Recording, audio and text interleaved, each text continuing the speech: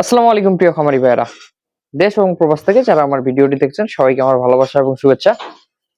আবারও অনেকদিন পর ঠিক পুরনো স্টাইলে একটা ইন্ট্রো দিলাম। যাই হোক, আপনাদের নিয়মিত ভিডিও দিতে পারছি না, এই জন্য প্রথমে আন্তরিকভাবে দুঃখিত আমি। তো আজকে আমি কথা বলবো, আমরা যে গরুর খামার করি বা অনেকে গরুর খামার করতে চাই, এই গরুর খামারে ছোট্ট ছোট্ট কিছু ফাঁক থাকে। ফাঁক বলতে কিছু বিষয় আছে, যে বিষয়গুলো আমরা মেনটেন করতে না পারার কারণে এই সেক্টরে ভালো কিছু করতে পারি না। তো এই সেক্টরে আসতে গেলে আমাদের কি কি জিনিসগুলো মাথায় রেখে এই সেক্টরে কাজ করতে হবে, এই টোটাল মূল বিষয়গুলো নিয়ে আজকে আলোচনা করব। তো আমি প্রথমেই বলে রাখি, আমরা অনেকে হুট করে খামার শুরু করে দেই অনেক বড় একটা প্রজেক্ট নিয়ে, যে আমি একটা প্রজেক্ট করব, এখানে 20-30টা বা 50টা বা 100টা গরু থাকবে। প্রথমেই আমরা কি করি, লক্ষ লক্ষ টাকা খরচ করে একটা শেড তুলি। এই শেড তোলার পর যেটা দেখা যায় সেটা হলো যে আমরা লক্ষ লক্ষ টাকা খরচ করে খামারের ঘর তুলছি, কিন্তু সেই খামারে পরে আর গরু তুলতে পারি না। তাহলে কি করতে হবে, আমরা প্রথমেই খামার করলে কখনোই লং ইনভেস্ট করে শেডের পিছনে খরচ করা যাবে না। সেটা আমরা করবো খুব সীমিত খরচে, অল্প সামান্য কিছু খরচে আমরা শেড করব। করার পর আমরা গরু পালন করব, দেন এখান থেকে যদি লাভবান হই বা ভালো একটা প্রফিট আসে, তারপর আমরা মানে মোটা একটা টাকা খরচ করে সেট করব। যেমন আমি আমার উদাহরণ দেই, আমার এই যে খামার দেখতেছেন, এই খামার একসময় এমন ছিল না। আমি খুব সাধারণ ভাবে অল্প খরচে গরু পালন করতাম, খুব নর্মাল ভাবে। পরবর্তী আমি গরু বিক্রি করছি, গরু কিনছি, গরু বিক্রি করছি, গরু কিনছি, এখান থেকে প্রফিট করছি, সেই টাকা দিয়ে আবার ঘরের কাজ করছি। যেমন আমি আপনাদের একটা জিনিস দেখাই, এই যে আমার খামারে দেখতেছেন ফ্যান, এই যে ফ্যান, এই সাদা ফ্যান গুলো এতদিন ছিল না। এখানে ছোট ছোট খাঁচা ফ্যান গুলো ছিল। আমাদের এখানে যেটাকে বলে ল্যাংটা ফ্যান, মানে কোনো কিছু নেই, শুধু 3টে পাখা আছে, ছোট ছোট ফ্যান গুলো, এই ফ্যান গুলো ছিল। আমি এখন আমার পুরো শেডে এই ফ্যান গুলো লাগাইছি। এই ফ্যান গুলো একসময় ছিল না, এই বছর লাগাইলাম। এতদিন এইভাবে গরু পালন করছি এই ফ্যান গুলো ব্যতীতই, নর্মাল সাধারণ ভাবে, কিন্তু এখন করতেছি কারণ এখন আমার গরু থেকে প্রফিট আসছে, যে গরুর টাকা দিয়ে ফ্যান কিনলাম। গরুর টাকা দিয়ে আমার আগে খড়কাটা মেশিন ছিল না, এখন আমার খড়কাটা 2টা মেশিন। গরুর টাকা দিয়ে খড়কাটা মেশিন কিনছি, গরু বাড়াইছি, এখন আমার মেশিন লাগতেছে, একটা জায়গায় 2টা কিনছি, সমস্যা নাই তো। আমার স্কেল ছিল না, স্কেল অর্ডার করছি, কালকে স্কেলটাও চলে আসবে। কারণ এখন আমার গরু মাপার জন্য স্কেলের প্রয়োজন হচ্ছে, সেটাও করতেছি। আমার কথা হলো সেই এগুলো আমি ধাপে ধাপে করতেছি। কিভাবে করতেছি, গরু বিক্রি করতেছি, গরুর যে প্রফিট হচ্ছে সেই টাকা দিয়ে ধরেন একটা কাজ করতেছি। যেমন ধরেন কিছুদিন আগে গরু বিক্রি করলাম, সেই টাকা দিয়ে গরুর ঘরে ফ্যান্ডাল লাগাইলাম, একটা স্কেলের অর্ডার দিলাম, সেই গরুগুলো থেকে প্রফিট আসছে।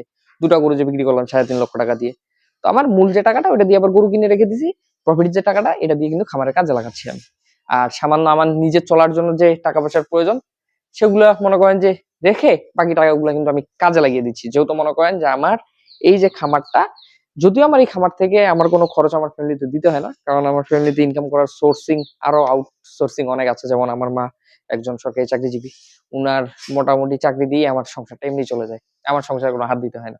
আমার মা মূলত আমাদের সংসারটা পুরা, মানে সংসারের যত কিছু করা লাগে সব আমার মা নিজেই দেখে।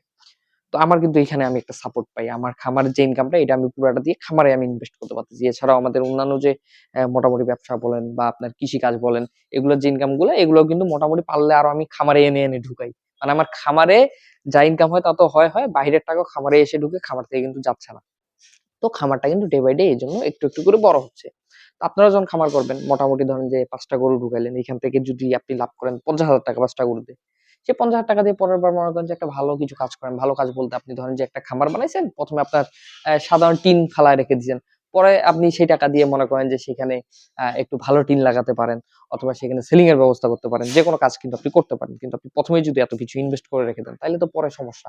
কারণ আপনি এত টাকা ইনভেস্ট করার পর যদি দেখেন এই খামারে আপনার লাভই হচ্ছে না, তখন আপনি যাবেন কোথায়?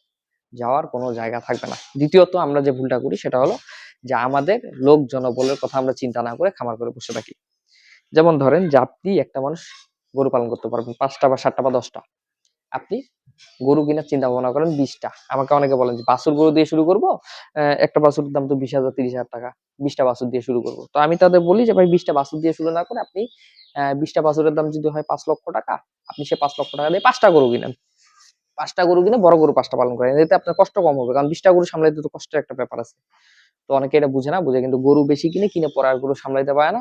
আর একটা মানুষ যখন বেশি গরু দেখে তখন গরুর যত্ন খারাপ হয়। যত্ন খারাপ হলে গরু কিন্তু আর আগের মতো ভালো ফলাফল দেয় না। যেমন আমি বলি, আমার মাঝখানে গরু যখন আমি বাড়াই, আমার গরু আমি যত্ন নিতে পারতাম না।